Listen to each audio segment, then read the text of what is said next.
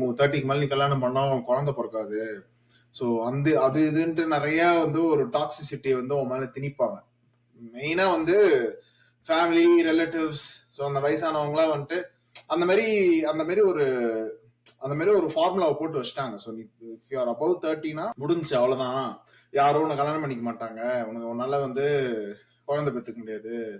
You'll be ineligible to run a family அப்படின்ற மாதிரி போட்டுருவாங்க. அண்ட் பசங்களுக்கும் அதே தான். ஸோ இந்த மாதிரி வந்து கரண்டா வந்து நான் பாக்குறது வந்து வெட்டிங்னாலே வந்து these are some of the few factors.